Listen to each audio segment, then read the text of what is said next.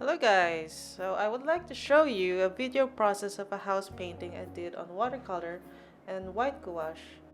Actually, my first attempt was a failure, as you can see on the right. That was in gouache, but the colors were all over the place. So I made a second attempt the next day. If this was me a few years ago, I would have given up. But I think I have built up enough resilience to not really care so much about my failures, but to learn from them. Although my second attempt was not a perfect piece either, I was content and happy with what I came up with. There will always be spots you're happy about and spots you can improve on. Like on this one, the house is tilted downwards, and I just noticed that after I have done my painting, and you gotta learn to live with that. This is just a practice anyway with virtual plein air. So I started with an underpainting, mixing up colors from my dry watercolor palette. I learned this from Marco Bucci's live stream from Lightbox Expo. And I don't know about you, but I usually want to copy or be inspired by artists' workflow that I have watched recently. So in this case, I wanted to make layers of watercolor and use gouache to play around with opacity.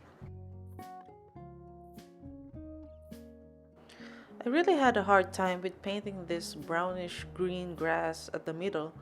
I didn't know if I should make it darker or lighter, but definitely it was warmer than the grass on the foreground.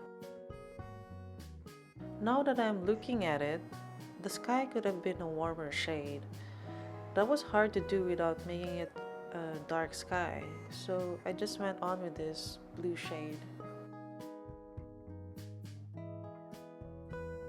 I didn't have to worry about leaving out the clouds, as I was planning to use white gouache to make those.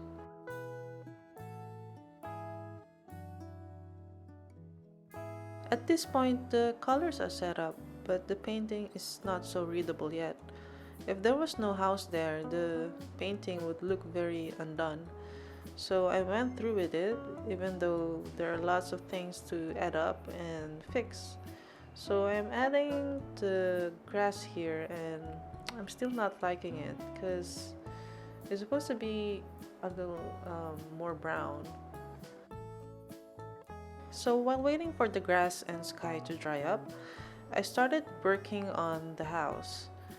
This is the most fun part for me on this painting.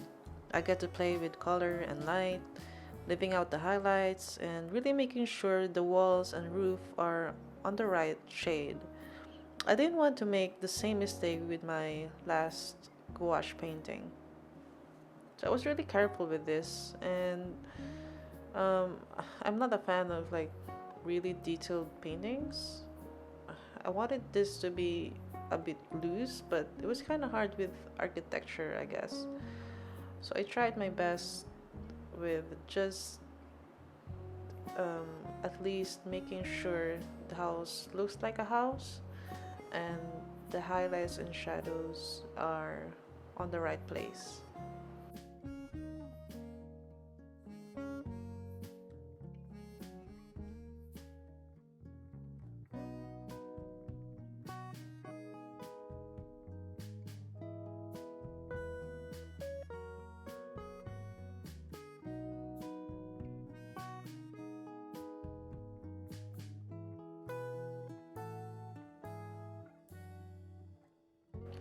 So at this point, we're almost done with the painting.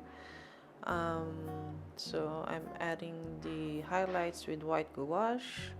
And I also, even though you won't be able to see it because of the camera being cropped up there, but I'm using my thumb um, to like smudge off the edges. I learned that from Tad Ratz, another artist I'm following, and I'm really liking his work. Um, so it's like a way of like painting something, and then if you don't like the edge and you want to smudge it off, and you want it to have like a smoother edge, you gotta smudge it up with your thumb, and it's a pretty cool technique. So thank you for um, listening and watching this video. Hope to see you soon.